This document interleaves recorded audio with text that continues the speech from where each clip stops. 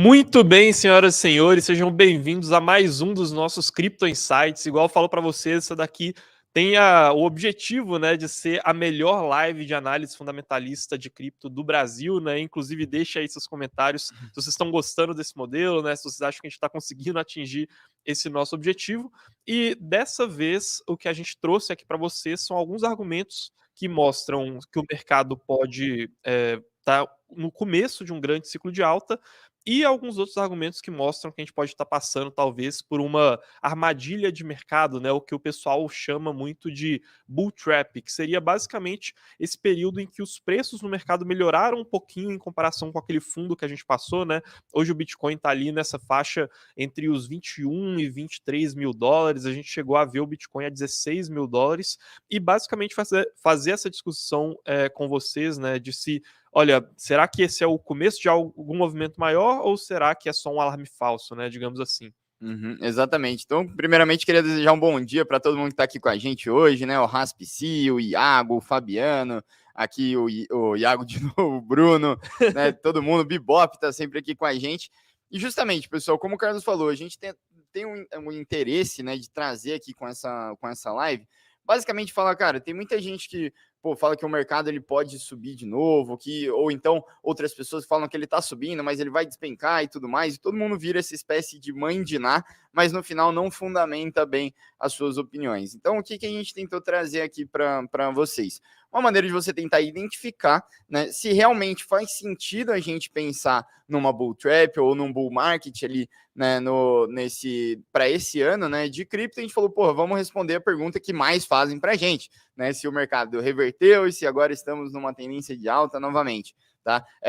Obviamente, a gente não vai puxar gráficos aqui mirabolantes de preço, traçar linhas de tendência, nem nada assim. A gente vai tentar pegar com fundamentos se a gente tem ali uma retrospectiva e um motivo viável para a gente conseguir estabelecer uma relação causal ali entre a volta, né, do mercado, ali dos preços do mercado com realmente uma tendência de alta. Então já vamos começar aí, Carlos, já vou pedir para todo mundo ir deixando o like, né, para a gente, obviamente, né, conseguir entregar ao máximo esse conteúdo para vocês. Ontem o Carlos, né, voltou ali a fazer os nossos vídeos, né, os vídeos curtos, que era um feedback que vocês tinham, né, que a gente tinha parado de fazer esses conteúdos mais dinâmicos, né, mais rápidos ali para vocês analisarem. Ontem ele deu a nossa opinião sobre os tokens de inteligência artificial, então se vocês não viram ainda, depois é só voltar lá e ver, tá um vídeo muito bom e a gente vai voltar a fazê-los ali toda semana, beleza? Bora direto ao ponto, então? Vamos lá, então. Pessoal, a gente está, igual eu disse para vocês, né, passando por esse cenário em que o Bitcoin ele caiu muito em comparação com o valor dele da máxima histórica, né, que ele chegou ali nos 69 mil dólares, caiu até o ponto em que ele atingiu por volta de 16 mil dólares ali, e agora ele subiu um pouquinho novamente, né? E fica essa questão: olha, será que a gente atingiu o fundo do mercado, ou será que na verdade isso aqui é só uma armadilha, né? Digamos assim, o pessoal fala, é uma armadilha para poder pegar sardinhas e tudo mais, e aí depois volta a cair de novo, né? E aí, pessoal, para poder falar um pouco disso para vocês, a gente vai passar por esses 4 tópicos aqui, tá? Primeiro, os argumentos das pessoas que defendem que agora a gente está passando por uma subida de mercado. Depois, os argumentos das pessoas que defendem que agora a gente está passando por uma armadilha e depois vai voltar a cair de novo. Qual que é a nossa posição com relação a isso, né? Ou seja, para poder diferenciar sinal de ruído. Então, o nosso objetivo aqui não é exatamente fazer uma previsão sobre esse movimento de preço específico do gráfico, né? Só que aí a gente depois vai trazer, aí sim, né, quais que são as nossas previsões para o futuro, que não vão ter relação com o preço exatamente, tá, pessoal? Então a gente vai expor os argumentos aqui para vocês de uma maneira bem transparente, não vai falar se vai subir ou vai cair, até porque ninguém tem essa informação, mas a gente vai falar para vocês um pouco do que é racional a gente pensar a partir de agora, né, e o que pode chamar atenção caso a gente veja um ciclo de alta que pode acontecer agora, ou que pode de fato ser uma armadilha do mercado e esse ciclo vai acontecer mais para frente, mas seja lá quando esse ciclo acontecer, a gente já consegue ir se posicionando para ele, né, digamos assim. Então vamos lá.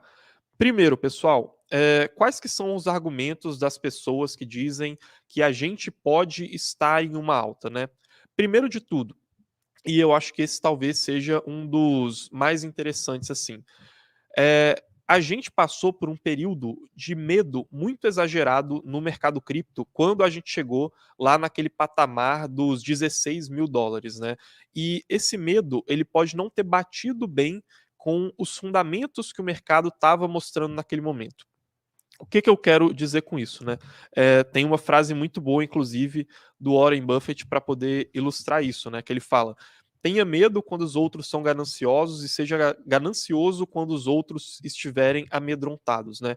É que o mercado, ele é sempre um balanço que ele mostra o preço e esse preço não necessariamente reflete qual que seria o valor justo daqueles objetos de negociação do mercado, aqui no nosso caso das criptos, e as emoções humanas, elas acabam afetando muito qual que é o reflexo desse preço, né? Por mais que as emoções elas não afetem de maneira tão drástica qual que é o valor daqueles ativos, né, em termos de fundamentos.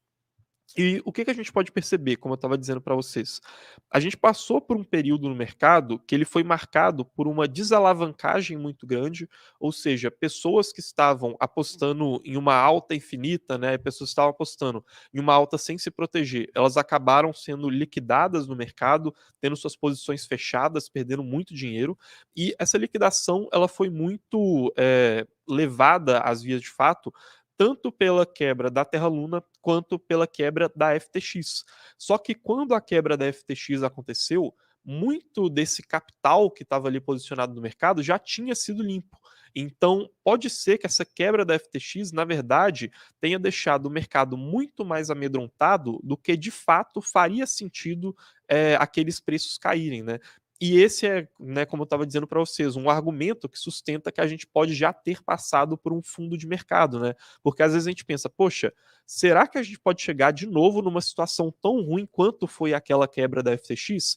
E se a gente levar em consideração que, olha, realmente pode ser meio difícil, né? A gente ver um cenário como aquele novamente, talvez a gente não veja esse medo, né? Essa emoção negativa afetando tanto os ânimos dos mercados, igual a gente viu naquele momento. Inclusive, é até interessante para a gente olhar isso, ver um pouco mais de perto quais que são esses itens que a gente olha falando de fundamentos de mercado, né? Aqui eu separei uma tabela de alguns fundamentos do mercado, alguns dados que eles mostram fundamentos do mercado cripto, partindo de 2018 para cá, né? Para esse ciclo que está pegando aqui 2022, 2023. Aqui eu vou selecionar só alguns para a gente falar, mas lembrando, pessoal, que o estudo completo de como que funcionam esses fundamentos de mercado, para vocês entenderem de maneira totalmente detalhada, né, inclusive conseguirem fazer as suas próprias análises, tá todo lá nos nossos cursos que a gente oferece lá na Mercúrios Pro, né, que é a nossa plataforma fechada e que mostra para os nossos assinantes do básico ao avançado como se tornarem investidores de sucesso em criptomoedas. E óbvio, né, lá também tem a nossa carteira fechada com as nossas estratégias de alavancagem, de staking, de proteção, com opções para vocês conseguirem aproveitar, né? Hoje a lista da Mercúrios Pro está fechada, mas para quem quiser fazer parte, o link aí na descrição é o que vai garantir para vocês o acesso privilegiado na fila da Mercúrios Pro assim que a gente abrir ela, né? Então, quem se inscrever e colocar o e-mail bem rapidinho no link aí embaixo, vai saber que a Mercúrios Pro abriu antes de todo mundo, já vai reservar a sua vaga, tá, pessoal? Então, cliquem aí no link da descrição. Exatamente. Lembrar também que aí para o pessoal da Mercúrios Pro, que na semana que vem a gente vai fazer a semana do Bitcoin, né, Carlos? Você está fazendo Exato, esse estudo aí, né? Acho que seria legal a gente falar que semana que vem vai ser uma semana inteira dedicada ao Bitcoin, né? Que é, porra, a segunda maior posição na nossa carteira e nem sempre a gente para analisar ele da melhor maneira possível, né, Carlos? Eu acho que o Bitcoin, muita gente acha que o Bitcoin é muito mais simples do que ele de fato é, né? Então, a gente conduziu aqui, né, principalmente eu, junto com o Bills, mas pegando a opinião de todo mundo aqui, né, porque nada na Mercúrio a gente faz com uma pessoa só, é sempre um baita time de analistas e a gente se fecha numa sala ali, fica debatendo e tudo mais. A gente conduziu aqui um estudo sobre Bitcoin, que ele, nesse momento, está girando ali em torno de umas 80 páginas, né, eu estou terminando de escrever ele aí essa semana, as pesquisas já foram feitas, Acredito que ele deve passar das 100 páginas, tá? E a gente vai fazer na semana que vem uma série de 3 lives completas aqui para vocês no YouTube aberto, explicando se o Bitcoin ele pode ou não ser sustentável, né? E explicando para vocês o perigo que pode estar ameaçando a existência do Bitcoin nos próximos anos. Esse estudo de 80 páginas, né, que eu disse que provavelmente deve passar de 100 páginas, com certeza ele vai ter mais de 100 referências, inclusive, lá nos links. Não tem como virtualmente a gente passar aqui todas essas 100 páginas só em uma série de 3 lives aqui de 1 hora, né? Então, quem está na Mercúrios Pro também vai ter acesso às lives completas que a gente vai fazer com muito mais detalhes desse estudo, né? Então, por isso que eu peço para todo mundo que tem interesse em virar assinante, né, e ter acesso a esse conteúdo exclusivo, que entre ali na lista de espera da Mercúrios Pro, porque quando a gente fizer a nova abertura, as vagas serão limitadas, tá, pessoal? Boa, vamos continuar aqui então, puxar aqui a sua apresentação novamente. Boa, vamos lá então. Como eu estava dizendo para vocês, né, a gente passou por um período muito exagerado assim de medo no mercado e não necessariamente isso reflete os fundamentos. Para isso, eu vou mostrar para vocês 2 dados aqui que comparam como que a gente estava em termos de fundamentos lá em 2018, né, que foi durante o último ciclo de baixa do mercado, né, quando ele se iniciou, e como que a gente está em termos de fundamentos hoje. E esses dados são principalmente com relação aos desenvolvedores que estão ativos no mercado de criptomoedas e com relação ao capital travado em aplicações financeiras no mercado de cripto. O primeiro dado aqui é o número de desenvolvedores, né? O número de desenvolvedores no mercado cripto, como vocês podem estar vendo nesse gráfico aí, que pega desde 2009 até 2022, cresceu muito nesses últimos anos. A gente está abaixo do pico que foi atingido ali na metade de 2020. Hoje ainda está muito melhor do que a gente estava ali em 2018, né? Como vocês podem estar vendo ali no gráfico, a gente mais que dobrou o número de desenvolvedores se a gente for comparar com 2018, né? E aí fica aquela questão, novamente, será que faz sentido o preço ele ter ficado tão baixo quanto ele estava lá em 2018, né? Que aí seria o indicativo de que a gente pode ter passado por um fundo de mercado, né?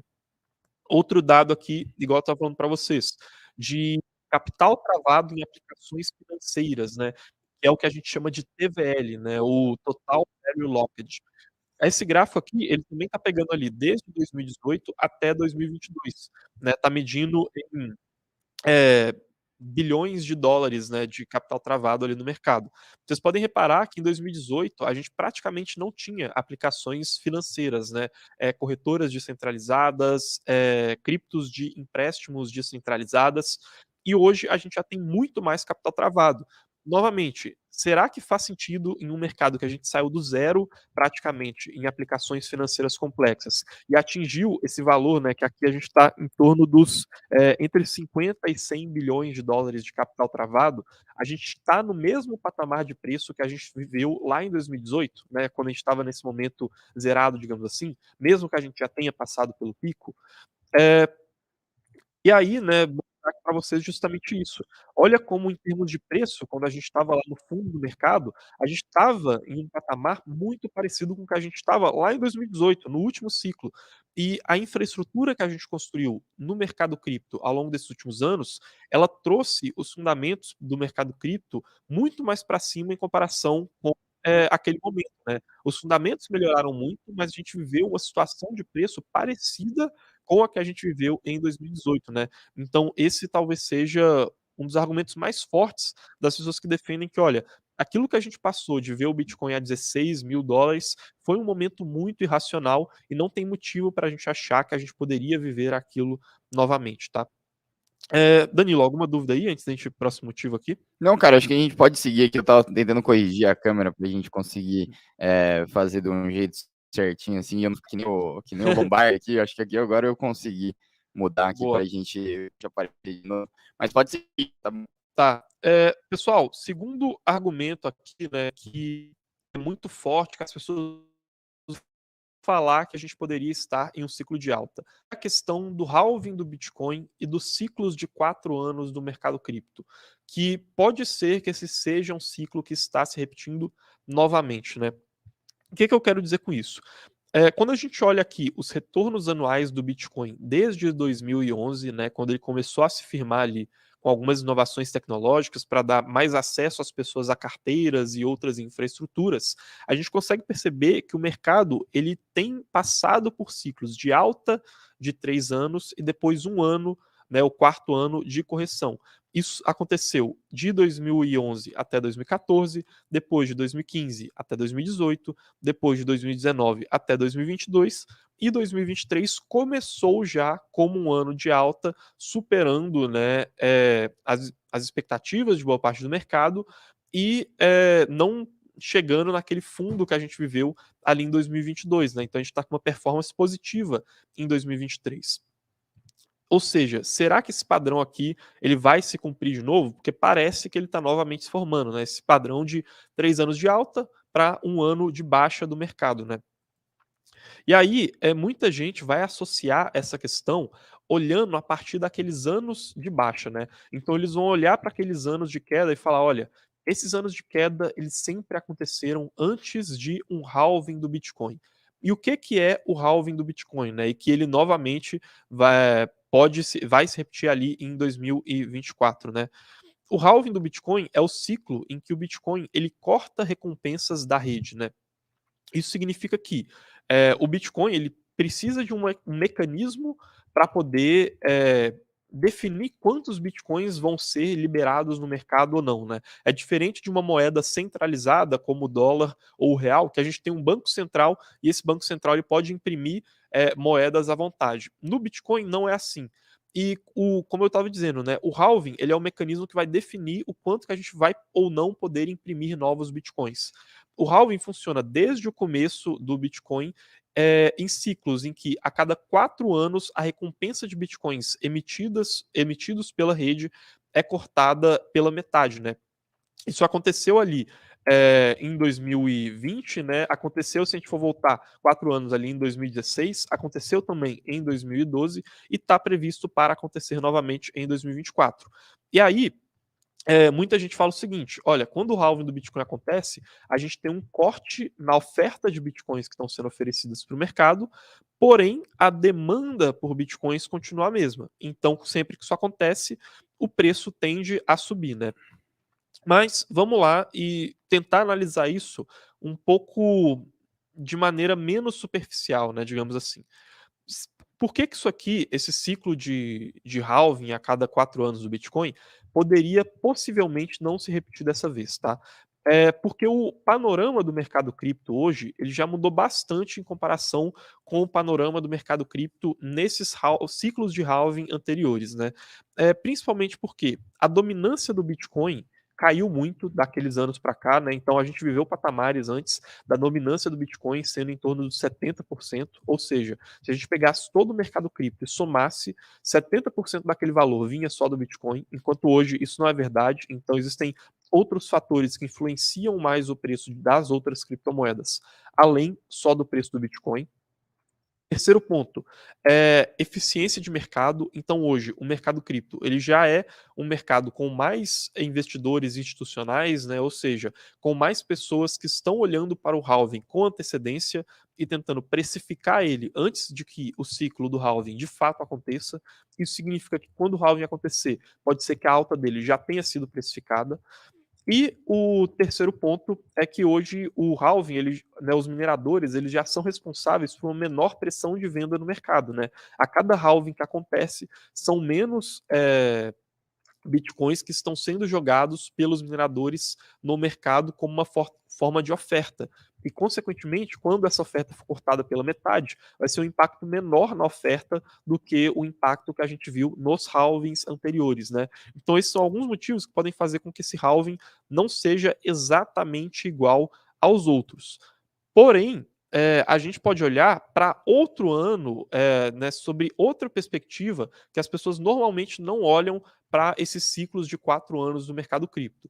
Embora aquele ciclo de baixa ele sempre seja marcado por um ciclo pré-halving, né, no meio do caminho, digamos assim, a gente tem o começo de um ciclo de alta sempre marcado por grandes inovações tecnológicas, né? E é para esse ponto que poucas pessoas olham, né? Digamos assim. E as inovações tecnológicas, elas são responsáveis, normalmente, por criar uma grande quantidade de demanda no mercado cripto por parte dos novos usuários que vão entrar por conta dessas inovações tecnológicas que estão sendo lançadas, né? Então, ali em 2011, a gente viu uma inovação muito grande no sentido de permitir acesso ao Bitcoin. A gente viu carteiras de Bitcoin sendo criadas, a gente viu hacks do Bitcoin, bugs, digamos assim, né, sendo solucionados. A tecnologia ela começando a ser colocada à prova, né, avanços na indústria de mineração. Em 2015, a gente teve a criação da Ethereum, que marcou essa entrada do mercado cripto na era dos contratos inteligentes, né? E com base nisso, a gente conseguiu ver várias aplicações sendo criadas. E em 2019, essas aplicações elas começaram a ganhar tração, né? Então a gente viu a criação de NFTs, de finanças descentralizadas, de stablecoins, né? Que são as criptos que reproduzem o valor do dólar.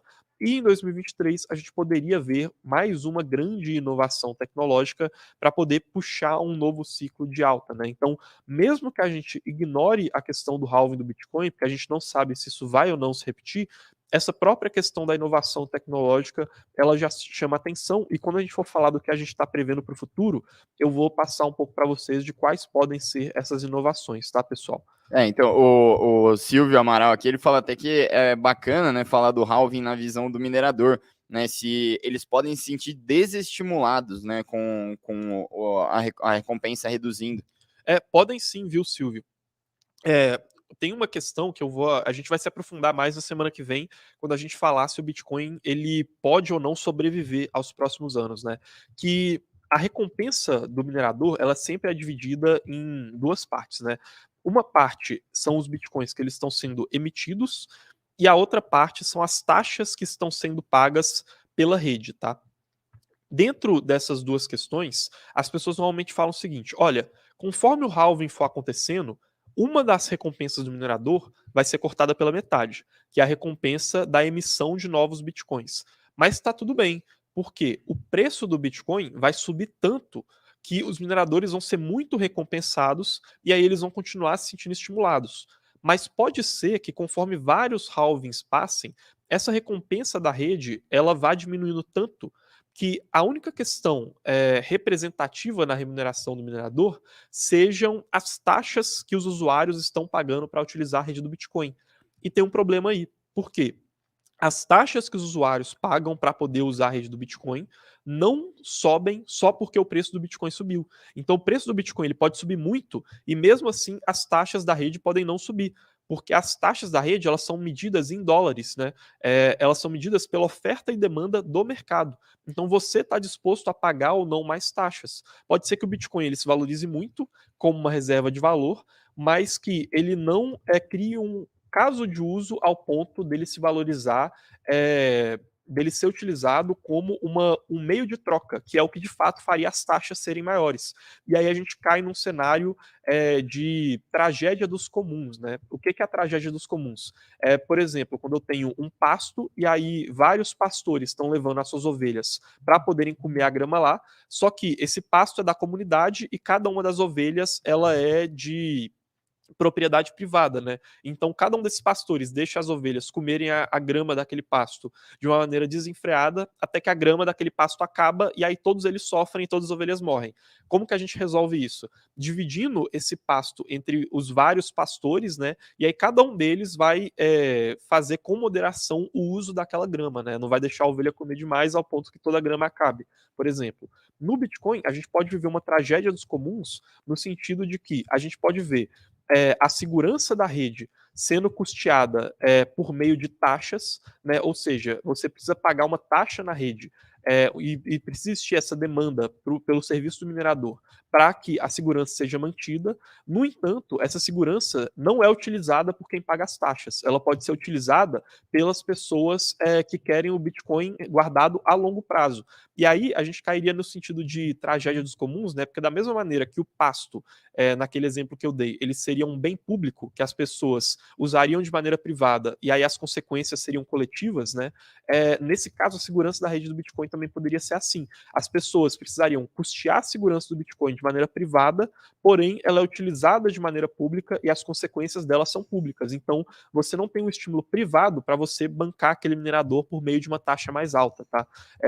Esse é um resumo, basicamente, do porquê que o halving ele pode ser tão problemático assim para o Bitcoin no longo prazo, porque não necessariamente um aumento no preço do Bitcoin vai fazer com que as taxas para os mineradores aumentem, e se as taxas dos mineradores não aumentarem e o halving acontece do mesmo jeito, porque ele já está sendo previsto, a gente pode ver sim os mineradores sendo desestimulados e, como consequência, a segurança da rede do Bitcoin caindo, né? E aí o Bitcoin sendo menos utilizado e tudo mais, e aí com várias consequências que poderiam levar até mesmo a ele não sobreviver, né? E a galera que está perguntando se essa inovação, né, uma inovação como a segunda camada do Bitcoin, seria importante salientar aqui os Ordinals e o Taro e tudo mais, mas o Daniel faz uma pergunta que é interessante, né? Ele fala se as tecnologias existentes no Ethereum podem migrar para o Bitcoin no futuro e o Ethereum acaba morrendo, né? Eu vi agora que o Bitcoin acabou de abrir a capacidade de ter Layer 2 em sua rede, além de NFTs, né? O Silvio também volta falando que estava vendo e notando transações da Lightning aumentando exponencialmente, os nodes da Lightning crescendo.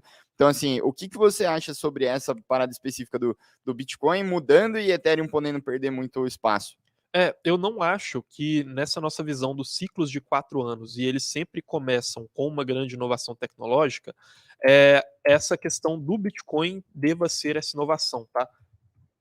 Principalmente, pessoal, porque o Bitcoin ele está fazendo as mesmas coisas que as redes de contratos inteligentes, igual a Ethereum, a Cosmos, a Phantom, a Avalanche, todas essas redes já fazem, só que o Bitcoin ele está tendo que construir isso tudo a partir do zero, tá? Ele está tendo que fazer isso de uma maneira muito mais rudimentar, porque ele tem menos ferramentas para poder lidar com essas operações mais complexas, tá? Então não acho que a segunda camada específica do Bitcoin e as inovações elas possam ser responsáveis por um novo ciclo de alta. Agora, a questão de segundas camadas de maneira geral, e aí a gente fala do Bitcoin, mas também da Ethereum, de várias redes do mercado cripto. Essa inovação, sim, eu acho que tem o potencial de avançar mais o mercado cripto por conta da escalabilidade, mas, como eu disse, né, a gente se aprofunda nisso um pouco mais ali nas nossas previsões. Boa. Não, só mais um aqui, que é muito boa essa pergunta aqui que o RSPC falou, né? As criptomoedas que são Proof of Stake não sofrem com a tragédia dos comuns, né? O Bitcoin pode ficar uma cripto POW anacrônica? Então, será que essas criptos não sofrem com a tragédia dos comuns, né? Porque qual que é a questão, né, da tragédia dos comuns, para quem não pegou o exemplo? É quando a gente tem um bem público que ele é importante para todo mundo, só que todo mundo usa aquilo de maneira privada e quando acontece um prejuízo, ele não é distribuído de maneira privada, né? Ele é distribuído de maneira coletiva. Então, tanto no exemplo do pasto, né, em que os pastores eles não são responsabilizados proporcionalmente com o que cada ovelha comeu, então cada um vai ter o estímulo a deixar que cada ovelha coma o quanto quiser ali no pasto, né? E no exemplo tanto quanto também no exemplo do Bitcoin, que olha, cada um cada usuário de longo prazo é estimulado a parasitar a segurança da rede, enquanto que só os usuários que estão transacionando, uma vez que o halving vai ter acabado com a emissão de bitcoins, vão ser responsáveis por pagar pela segurança da rede, né? E quando a rede cai, né, se ela quebrar, os usuários de longo prazo, eles não são responsáveis proporcionalmente pelo que eles extraíram de valor da rede, né? Agora, será que o POS ele cairia nisso? No POS, a gente tem um alinhamento de interesses maior, né? Então, os mineradores, digamos, né, entre aspas, no POS, que são os validadores, eles precisam ter uma quantidade de capital travado que está no mesmo valor daquela criptomoeda. E esse valor travado também é o estímulo que aquele usuário que está parasitando a segurança da rede sem pagar taxas, digamos assim, teria, né? Então isso causa um alinhamento um pouco maior de interesses. Mas eu acho que talvez o que cause um alinhamento maior ainda, que traga uma sensação maior de segurança, é a questão de que no Ethereum e em outras redes Proof of Stake, a gente tem uma emissão variável, né? Então, caso as taxas não sejam pagas, você tem uma emissão maior de Ethereums, né? Ou seja, caso a atividade da rede não seja muito alta. Porém, caso a atividade da rede seja muito alta, a gente tem uma queima maior de Ethereum que compensa essa emissão, né? Então é indiretamente essa relação de equilíbrio entre taxas pagas e emissão da rede, né? Então, eu acho que talvez isso, em específico no POS, ajude a gente a não passar por essa tragédia dos comuns, né? Esse conjunto da emissão variável com o alinhamento de interesses entre o usuário de longo prazo e o validador da rede, que necessariamente vai ter que ter um capital travado, né? Mas assim, teria que fazer uma análise um pouco mais aprofundada nesse sentido também, parar um pouco melhor para pensar e desenhar essas linhas de incentivo, né? Digamos assim. Exatamente. Então lembrem, pessoal, semana que vem a gente tem aí a semana do Bitcoin, 3 lives seguidas a gente vai fazer na terça, quarta e quinta, tá só falando sobre Bitcoin, a gente vai poder discutir bastante isso. Mas vamos voltar aqui então para o tema da live, né, Carlos? Vamos lá então. Como eu estava dizendo para vocês, então a gente, nos argumentos que defendem que a gente pode estar passando por uma alta do mercado agora, a gente teve a questão de que, olha, a gente passou por um período muito grande de medo que descolou o preço dos fundamentos, então não tem como cair mais. Segundo argumento, que a gente está passando novamente por um padrão que pode se repetir daquele ciclo de 3 anos de alta seguido por um ciclo de baixa, seja por conta do halving puxando para baixa durante a parte da baixa ali do ciclo, seja por conta de uma inovação puxando para alta durante aquela parte da alta do ciclo. E o terceiro argumento é a questão da situação macroeconômica, né? Que depois eu vou passar e falar um pouco mais detalhadamente dela. Tem muitos analistas de mercado que eles dizem que a gente pode ter passado por um pânico também na questão da economia global. E hoje, a economia global ela é muito correlacionada com os preços que a gente vê sendo negociados no mercado cripto, né? Então, um dos dados que poderia mostrar isso, né, de uma maneira um pouco mais simplificada, seria a inflação dos Estados Unidos, por exemplo, né? A inflação dos Estados Unidos ela atingiu um pico ali de 8%, mais ou menos, quando a gente estava na metade do ano passado, e desde então ela vem caindo, sendo que ela era um dos dados econômicos que mais preocupavam o mercado. E muita gente no mercado já está falando que, olha, a questão da pandemia, de guerra na Ucrânia e tudo mais, deixou a sua marca, mas o pior momento disso já passou.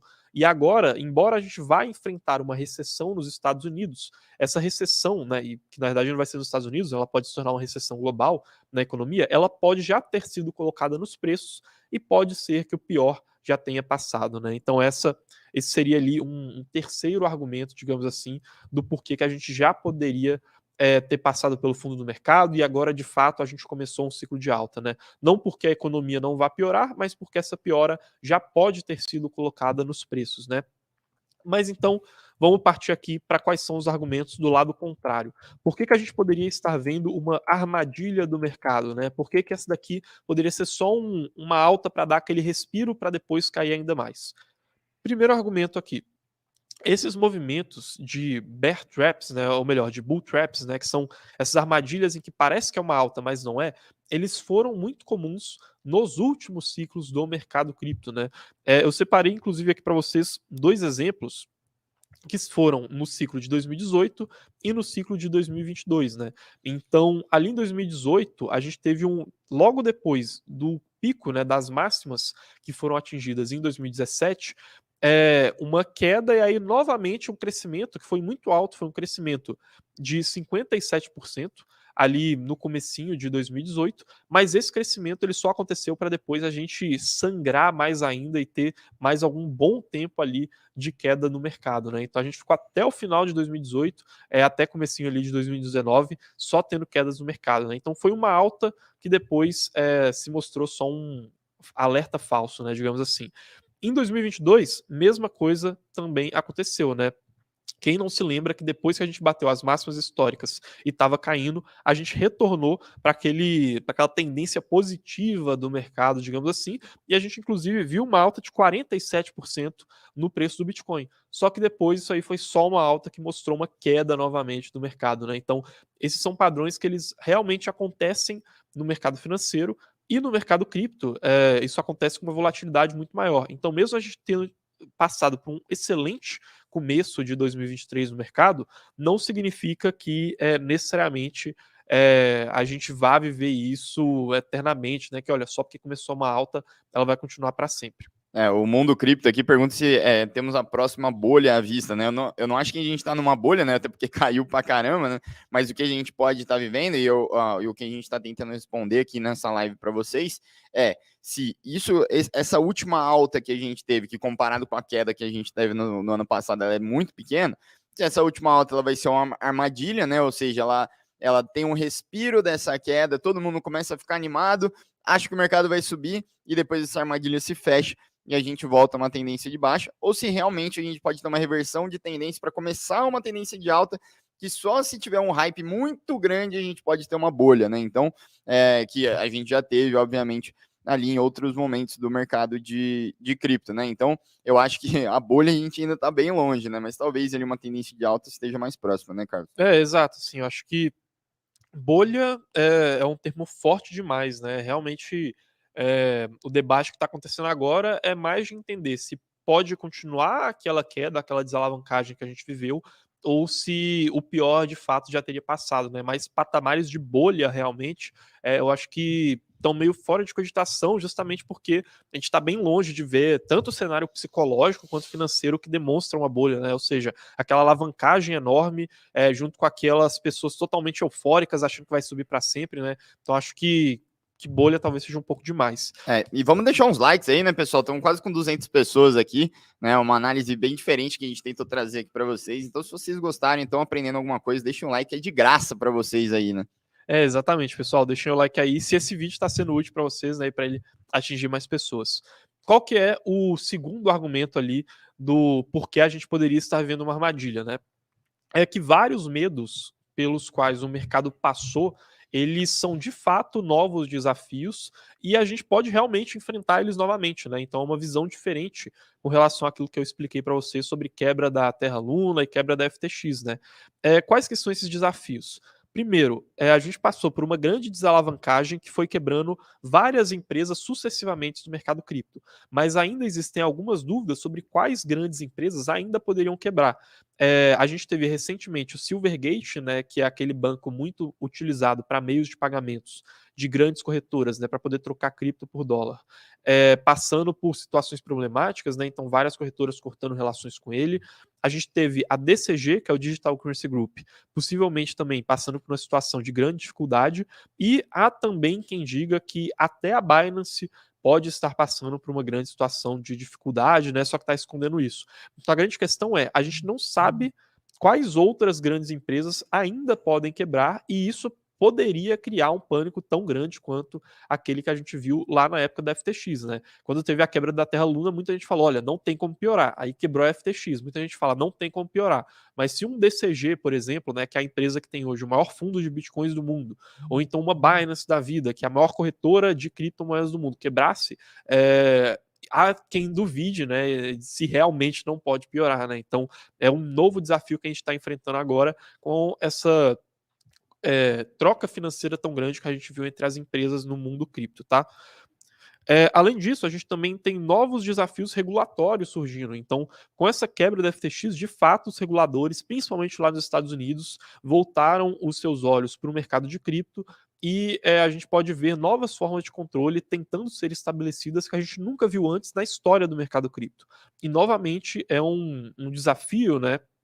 Que as pessoas olham e deixam elas um pouco amedrontadas, que poderia justificar um pouco de a gente ver patamares de preço realmente mais baixos, digamos assim, né, na visão desse argumento de que a gente poderia estar passando só por uma armadilha de alta do mercado, que depois as coisas vão começar a cair novamente. Né? Além da gente ter questões como né, atualizações como a da Ethereum, né, que deixa uma parte do mercado amedrontada com a questão de saques que possam acontecer, apesar de a gente ter mostrado para vocês que a gente não vê esse risco, tá, para Ethereum.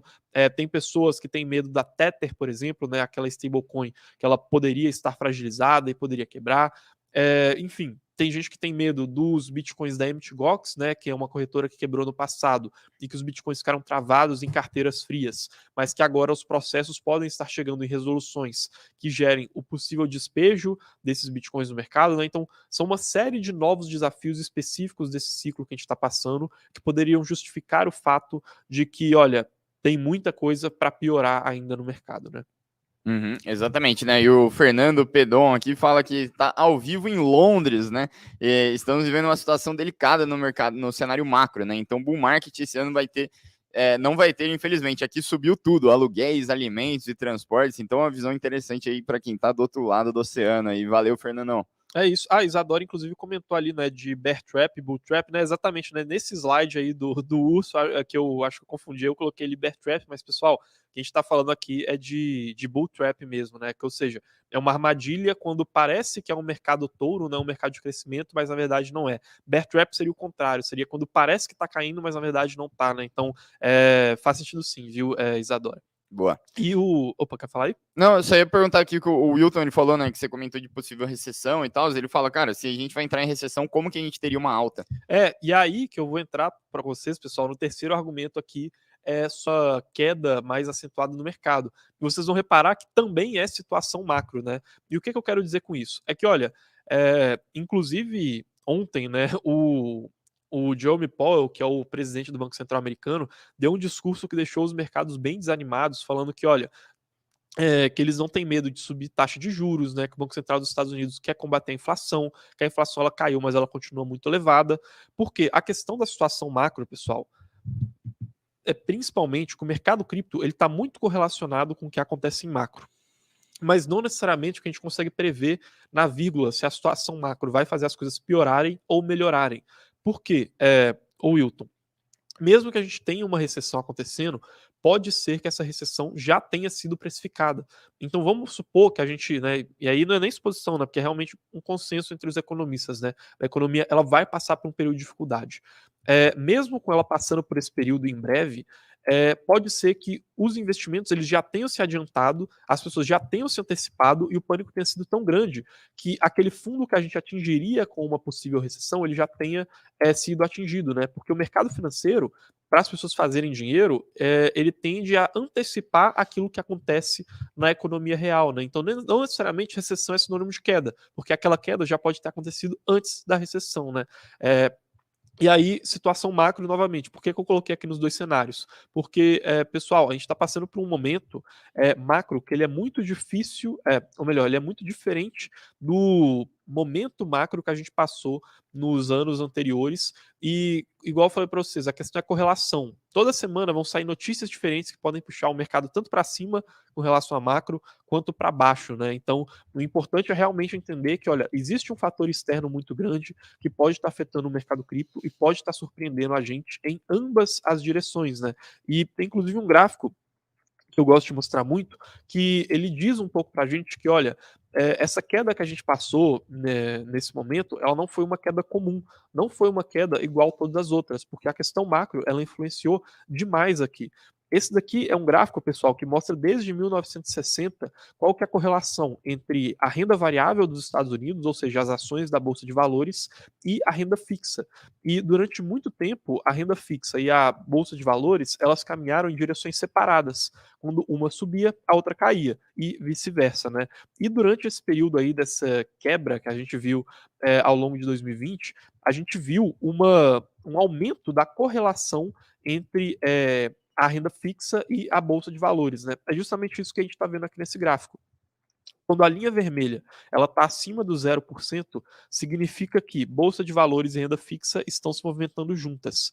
Quando a linha vermelha está abaixo do 0%, significa que a correlação entre esses dois diminuiu e bolsa e renda fixa estão caminhando separados. Percebam como que ao longo desses últimos anos, igual eu falei para vocês, os dois caminharam separados, né? A linha vermelha ela estava ali desde 2000, 2010, sempre abaixo do 0%.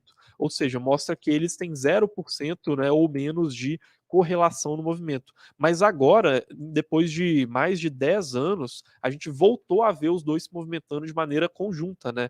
Isso mostra pra gente que, olha, realmente o cenário, ele mudou. A gente tá vendo uma coisa diferente acontecendo com as taxas de juros, com o cenário da economia global, e faz sentido que a gente espere que nessa nova fase que a gente está vivendo, coisas que não aconteceram antes passem a acontecer, né? Então, principalmente essa questão de uma situação macro que ela pode se piorar para além do esperado, né? Mas olhar isso aqui na vírgula é realmente uma questão imprevisível, tá, pessoal? Boa. Tem um pessoal que falando que para eles foda-se, né? Tem que fazer o DCA e caiu, comprou e tudo mais, e foco no bom. João, eu não discordo de você, viu, cara? O foco no bom é sempre muito importante. Por isso que a gente tem que saber de tudo que tá acontecendo, né? Dessa situação macro e tudo mais. E no final, a gente tem que fazer o quê? Fazer o simples, não correr risco de ruína e focar no que é bom, certo, Carlos? Exatamente, né? E a gente pode aqui já entrar então para qual que é a terceira parte, né, dessa live aqui, que é falar o que a gente acha de fato, né? Então, como que a gente se posiciona com relação a isso, com essa questão de que o mercado cripto ele pode subir muito, mas ele também pode cair muito, né? É o foco no longo prazo e nos fundamentos, tá, pessoal? Que é justamente o que eu vou falar para vocês das nossas previsões ali. Mas, olha, é fazer o simples bem feito, porque ao longo de um ciclo maior de tempo, essas volatilidades, né, essas bull traps, bear traps, né, esses enganações do mercado, essas armadilhas, eles acabam se perdendo em meio à valorização exponencial que a gente pode viver no longo prazo, né? E muitas vezes esses trades de curto prazo, na verdade, vão te atrapalhar e te impedir de surfar essa maré de longo prazo, desde que você esteja investindo em bons fundamentos, tá, pessoal? E é justamente isso que a gente mostra nessa imagem, da diferença entre você olhar um gráfico de dias, de meses e de anos, quando você está investindo em coisas bem fundamentadas no mercado, tá? E aí, a gente pode entrar aqui nessa terceira parte da live, né? Depois que ficou claro que, olha, cripto pode subir muito, pode cair muito também, e a gente vai se posicionar em bons fundamentos, pensando no longo prazo, ao invés de tentar fazer previsões de curto prazo, que é a questão de quais que são as tendências que a gente vê para o futuro e quais que, né, podem ser as representações desses fundamentos de longo prazo, né? Primeira dessas tendências, tá, pessoal? E que ela pode, inclusive, marcar qual que seria a grande inovação tecnológica de 2023.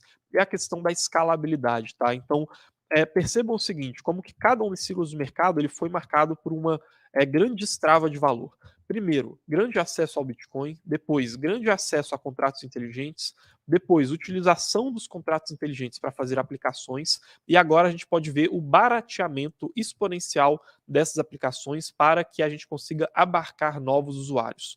Como que isso pode ser feito? Por meio das segundas camadas da Ethereum, tá? Principalmente. Porque a gente está prestes a ver grandes atualizações, tanto na questão do desenvolvimento de ZK Rollups, que seriam uma nova tecnologia, né, de escalabilidade, quanto atualizações da própria Ethereum, que seria a IP 4844, que deve baratear em muito as taxas dessas redes, tá? Então, aqui é só um exemplo da taxa média que foi paga em algumas soluções de segunda camada lá da rede da Ethereum e quanto que essas taxas poderiam se baratear frente à implementação da IP 4844 lá na camada principal da Ethereum, tá? Então, é uma questão que vem chamando muito a nossa atenção, porque isso pode trazer muita gente para dentro do mercado cripto, né? Pode tornar viáveis vários casos de uso que antes seriam muito caros, tá? Então, esse é um argumento muito bom para a gente entender que, olha, existe a formação de fundamentos muito fortes acontecendo no mercado cripto nesse momento, tá? Segunda tendência aqui para o futuro do mercado também, que eu acho que vale a pena ser citada, na questão de NFTs, né? Porque quando a gente está falando de aplicações, normalmente é NFTs e DeFi, né? Na questão de NFTs, a gente vê agora mais empresas se conectando para poder entregar um programa que faça sentido para o cliente e principalmente para poder criar padrões de fidelidade, né? No último ciclo de alta, pessoal, a gente viu os NFTs sendo muito usados para especulação. Muitas marcas colocando metaverso no nome simplesmente porque aquilo era uma palavra do momento, era uma palavra que chamava a atenção dos investidores. Enquanto que agora a gente pode ter passado por esse ciclo que todo mundo usava só para poder falar que tinha, e as pessoas começam a de fato tentar encontrar usabilidade naquilo, né? E aí a gente viu principalmente várias carteiras, né? Só para poder consolidar um pouco mais essa tese, várias carteiras durante esses últimos anos que elas foram criadas na rede da Ethereum, mais para poder começar a utilizar aplicações de NFTs do que para usar aplicações de DeFi, né? Esse gráfico que eu estou mostrando para vocês, ele mostra que a diferença, né, entre as primeiras conexões por carteiras utilizando NFTs e DeFi e como que esse movimento que eu falei para vocês cresceu, né? Mas aqui, falando justamente sobre aquela tendência, né? Empresas usando criptos e NFTs, principalmente, para poder criar programas de fidelidade em que a utilidade ela é maior do que o hype, né? Que seria aquela popularização ali de curto prazo. A gente viu isso acontecendo com o Reddit, com o Starbucks, com a Nike, com a Gucci, com a Tiffany, enfim, com várias outras empresas do mercado começaram a tentar usar os NFTs ao invés de só como uma desculpa para poder arrecadar dinheiro, para poder melhorar o relacionamento que eles já têm com os usuários, né, que já estão lá na plataforma. Dois exemplos que valem a pena ser citados aqui são o do Reddit e o do Starbucks. O Reddit ele fez o uso de NFTs de uma maneira que conseguisse distribuir avatares para a sua comunidade, né? E eles queriam tanto se afastar desse negócio especulativo que eles nem quiseram chamar os NFTs deles de NFTs. Eles chamaram de colecionáveis digitais. E quando eles lançaram esses colecionáveis digitais, eles conseguiram movimentar muito a sua própria comunidade, criaram um senso de comunidade muito grande no Reddit, né? Então qual que é a ideia? É que usando esses avatares digitais, o cliente do Reddit ele migre muito mais dificilmente para um concorrente do Reddit, né? E eles fizeram esse movimento levando muita gente para Polygon, né, que é uma segunda camada da Ethereum. Starbucks, a mesma coisa, né? No caso do Starbucks, eles fizeram um programa de fidelização dos clientes que utilizassem o Starbucks, inclusive com eles conseguindo ganhar cafés de graça, melhorando um serviço que eles já têm, ao invés de usar NFT só para ganhar dinheiro, né? E aí, novamente, nessa questão de, olha, a utilidade superando o hype, e a gente pode ver um renascimento do mercado de NFTs por meio dessas grandes empresas, e dessa vez de uma maneira muito mais sustentável. Terceira tendência aqui para o futuro é que, olha, DeFi está tendo casos de uso muito maiores com institucionais e ela sobreviveu muito ao teste de estresse da FTX. Né? O que é DeFi no final das contas? São finanças descentralizadas. E mercados financeiros, eles precisam ser utilizados por grandes clientes, grandes bancos, grandes fundos de investimento, e eles também precisam ser muito confiáveis. Essas são duas tendências que a gente viu se consolidando em DeFi. A gente viu no ano passado o JP Morgan, né, um dos maiores bancos do mundo, realizando pela primeira vez uma operação em DeFi. Da mesma maneira que a gente também viu vários países começando a desenvolver projetos de moedas digitais que poderiam se conectar com infraestruturas que já existem em redes de contratos inteligentes. O próprio Real Digital, que a gente está vendo sendo desenvolvido hoje, que foi anunciado ali na segunda-feira pelo Banco Central aqui do Brasil, ele está sendo desenvolvido em uma plataforma fechada, porém que tem compatibilidade com a rede EVM, né? Caso no futuro essa rede ela seja utilizada para alguma operação financeira mais complexa. Isso mostra para a gente grandes players, né, tanto bancos quanto talvez até estados, nações, começando a dar o seu pezinho para se conectar mais com o DeFi. E do ponto de vista da confiabilidade, a gente percebe que as DeFi elas foram muito mais capazes de sobreviver à quebra da FTX do que as empresas centralizadas, né, justamente porque o código é muito mais confiável do que o ser humano que está sujeito à corrupção e às falhas, né, aos erros de processo. Então, DeFi, nesse sentido, também se fortalece, né, como uma tendência para o futuro. E, por fim, na questão da regulação, é que a questão da regulação ela pode aumentar o teto máximo de crescimento que o mercado cripto pode atingir. Né? Então, com a regulação, a gente pode ver mais capital entrando no mercado, capital que antes não estava confortável para entrar, né? Por mais que a regulação ela traga uma incerteza no curtíssimo prazo, e também a gente pode ver mais empresas se sentindo confortáveis para desenvolver coisas em cripto, né? Já que hoje, como essa regulação não está clara, a empresa ela não sabe se ela se conectando com o mercado cripto, ela pode ou não estar caindo em algum tipo de falha regulatória, se ela pode até mesmo estar eventualmente cometendo um crime, né? Então, no final das contas, a gente vê esse processo que pode, apesar de ser um pouco sofredor ali no curto prazo, trazer um aumento de até onde o mercado cripto pode chegar no longo prazo, né? Então, como tendências para o futuro do mercado, se a gente for colocar ali a questão de alta escalabilidade do mercado de NFT se renovando, mas agora trazendo utilidade ao invés de popularidade, de DeFi sendo cada vez mais usado por grandes players e também se tornando cada vez mais confiável, e a regulação como trazendo um aumento das máximas que o mercado pode chegar no longo prazo, a gente vê bons fundamentos, digamos assim, para poder se expor em cripto, né? Por mais que agora a gente possa não saber se, olha, cripto vai ou não subir muito, a questão é que ela, no longo prazo, aí sim, ela pode subir muito, por mais que no curto e médio prazo a gente veja uma volatilidade maior no gráfico, né, digamos assim, mas acho que com isso aqui a gente consegue encerrar o conteúdo da live, Danilo. Boa, perfeito, pessoal. Olha aqui, deixa eu aparecer aqui com você, porque estamos sem uma das Vamos lá. câmeras aqui. Então vamos se juntar aqui, Old Times. Pessoal, queria agradecer bastante vocês. Queria pedir para a gente deixar o like, né? Para a gente bater esses 200 likes aqui com a gente nessa live, que eu achei que foi muito bom. O Mingo The Cat acabou de falar, não quer dizer que possa acontecer, pessoal. Fiz um estudo da Ethereum considerando vários dados, regras de ciclo, queima e valor agregado, e nesse estudo chegamos no valor de 20k na próxima all-time high. Exatamente, pessoal. Olha, assim, é muito difícil a gente prever questão de preço ali, como a gente, né, às vezes vai tentar ver que as pessoas tentam fazer. Mas o que a gente estava querendo passar aqui para vocês é o que podem ser drivers, né, de uma possível alta futura, ou então de um possível, possível continuação ali da recessão. Espero que tenha ficado claro aí para todos vocês, né, o que a gente queria passar. E eu queria fazer um convite, né, para vocês, porque este homem aqui passou o último 1 mês e meio, né, fazendo um estudo sobre Bitcoin.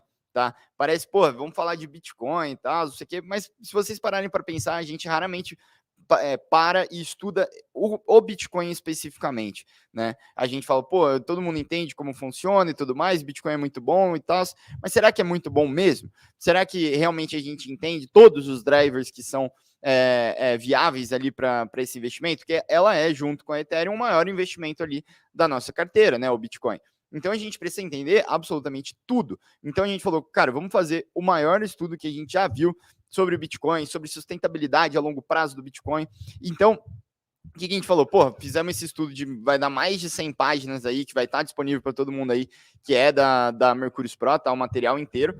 Mas a gente falou, pô, e como é que a gente vai anunciar isso pro público, né? Mostrar toda essa parada aqui no nosso canal. A gente falou, uma live só não vai dar certo. Então vamos fazer um desafio ali, um mínimo desafiozinho de 3 aulas, onde a gente vai tentar passar por todos os pontos específicos dessa análise, né? Então, ali na terça, quarta e quinta que vem, a gente vai ter um compromisso aqui com vocês. Eu já vou deixar o link da primeira live da semana que vem aqui para vocês definirem o lembrete, né? A gente quer fazer uma super live aqui para responder todas as dúvidas que a gente começou até a discutir aqui nessa live. Então, sobre NFTs no Bitcoin, sobre sustentabilidade econômica, sobre se o Bitcoin tem caso de uso no longo prazo, pode matar Ethereum, tudo isso, né, a gente vai falar na semana que vem. Certo, Carlos? O que mais a gente vai falar lá?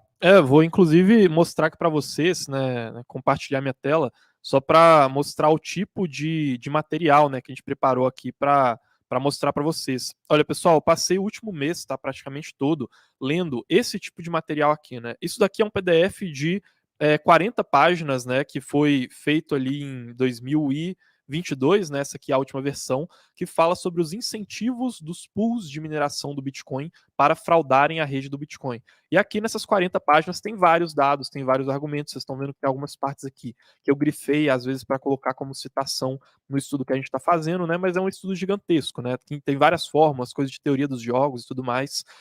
Aqui, ó, mais um exemplo. Esse daqui é um estudo, né? Esse PDF que eu estou mostrando para vocês, que é um estudo de 90 páginas que um cara fez lá em 2014 com os motivos pelos quais ele achava que o Bitcoin ia quebrar. E tem uma parte desses motivos que esquece, viraram balela, e outra parte desses motivos que fazem sentido até hoje, né? Eu peguei ali, cara, essas 90 páginas inteiras aqui, cheio de vários argumentos aqui, compilei também, grifei várias partes, né? Olha só, esse estudo aqui também falando sobre o quanto que seria lucrativo você, né, esse aqui já é um estudo menor, tem aqui 5 páginas, né, do quanto seria lucrativo você fazer um ataque na rede do Bitcoin, né, e aqui novamente eles têm vários gráficos e tal, várias fórmulas, né, mostrando o racional e do porquê, em qual cenário poderia ou não fazer sentido atacar a rede do Bitcoin.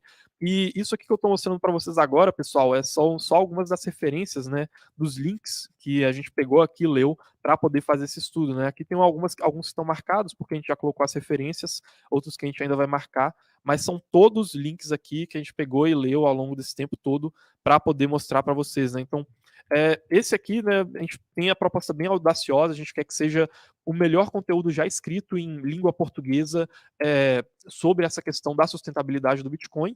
E se a gente for levar em consideração que é um conteúdo do básico avançado, cara, pelo que eu vi, possivelmente pode ser o melhor conteúdo do mundo que já foi feito sobre isso, tá? Porque os outros conteúdos que a gente vê que pegam questões mais matemáticas, assim, que aprofundam em algumas coisas que pra gente, às vezes, não vão ser tão interessantes pra gente chegar nas conclusões que a gente quer, eles são conteúdos que eles não pegam do básico ao avançado, né? Aqui a gente tá não só fazendo um conteúdo mega completo para responder se o Bitcoin ele vai ou não sobreviver conforme os halvings forem acontecendo, como também a gente vai mostrar isso, desde o básico, que é como a mineração do Bitcoin funciona, como o algoritmo de consenso do Proof of Work funciona, como que a dinâmica competitiva dos mineradores, o poder de barganha dos mineradores com fornecedor, com cliente, se eles vão centralizar, se eles não vão, se isso vai ou não ser importante, como que a teoria dos jogos, todos os tipos de ataques que são possíveis ser feitos na rede do Bitcoin, como o atacante pode ou não ganhar com cada um deles. Então, cara, é um estudo mega completo. Né, o estudo gigantesco lá de todas as páginas vai estar disponível lá na Mercúrios Pro, mas a gente vai fazer aqui com vocês um desafio, né, de 3 lives. É diferente dos desafios que a gente faz aqui quando a gente vai fazer a abertura da Mercúrios Pro, né? Então a gente não vai fazer a abertura lá da Mercúrios Pro no final para vocês, né? Mas, cara, é um desafio que ele vai ser focado realmente em, cara, ampliar o entendimento de todas as pessoas que assistirem ele para saírem do óbvio, né? Muita gente trata o Bitcoin como se fosse uma coisa muito simples, mas, cara, ele não é nem de perto uma coisa muito simples, e a gente quer realmente, tipo, trazer para vocês essa ideia fora da caixinha, assim, né? Então, mostrar o passo a passo de como que o Bitcoin foi criado, de como que ele funciona, quais problemas ele pode enfrentar e como que o Bitcoin pode tentar resolver esses problemas, né? Que tem alguns caminhos diferentes que a gente mapeou para que isso também possa acontecer, né? Então, tá todo mundo aí muito convidado para assistir essas lives que a gente vai fazer semana que vem, terça, quarta e quinta, sempre às 10 da manhã, tá, pessoal? Exatamente. Eu mandei para vocês aí o link no chat, né? Vou até compartilhar aqui para vocês, mas vocês vão ser redirecionados para essa live logo depois que essa daqui acabar, beleza? Então, eu espero que vocês estejam lá com a gente, já entrem naquela lá, deixa o like e já define o lembrete, se inscreve no canal para vocês receberem todas as notificações aqui quando a gente entrar ao vivo. E no mais é isso, queria deixar aqui os parabéns aí pro Carlos pela live, né, e pela análise também de Bitcoin que a gente vai passar na semana que vem. Espero que vocês tenham curtido. Deixem um like, se inscrevam no canal e até mais. Valeu! Valeu!